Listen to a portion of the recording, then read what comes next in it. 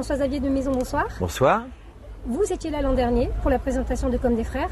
C'est un moment inoubliable. Inoubliable. Et d'ailleurs, j'ai eu au téléphone Hugo Gélin tout à l'heure, le réalisateur du film, et je lui disais, Hugo, je suis à Lama. Et il m'a dit, oh là là, quel moment unique, quel souvenir, cette projection comme ça dans le maquis. Et le film, vous savez, Comme des frères se finit en Corse.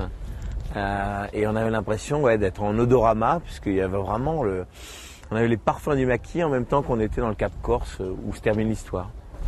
Le public, on dit que le public est souvent un premier public qui teste comme ça les films. Ouais, c'est comme ça qu'on a ressenti ce public qui venait voilà, je pense des quatre coins de la Balagne, de Calvi, peut-être de Saint-Florent, de Bastia. On a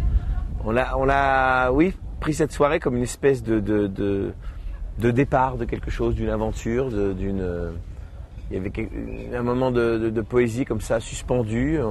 On a eu le sentiment d'une bénédiction, voilà, que le festival nous disait, vous venez ici, on vous bénit et puis partez à l'aventure avec votre film. Et c'est pour cela que vous avez voulu revenir cette année? J'ai eu un vrai coup de cœur, j'ai eu un vrai coup de cœur pour ce festival. Je trouvais extraordinaire cette idée de faire vivre comme ça pendant une semaine le village de Lama, qui est extraordinaire, de beauté, au rythme du cinéma. Ces petites marches comme ça qui sont dédiées aux enfants, on met des coussins et puis on fait Moi je suis un fan du film Cinéma Paradiso et j'ai le sentiment d'être rentré dans le film. Voilà. J'ai le sentiment d'être rentré dans Cinéma Paradiso. La programmation du festival de cette année, le 20e du nom, vous en pensez quoi?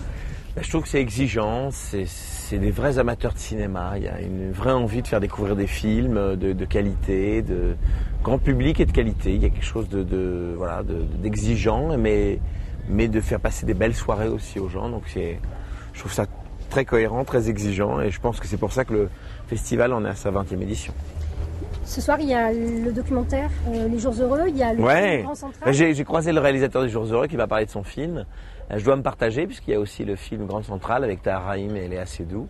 Donc je serai à la piscine ce soir parce que ma présence est requise là-bas. mais voilà, j'espère voir très vite Les Jours Heureux, et qui a l'air d'être un documentaire vraiment passionnant sur la résistance et ces gens qui avaient un vrai projet pour le pays, qui étaient pleins d'espérance et qui aujourd'hui finalement nous font mesurer peut-être leur...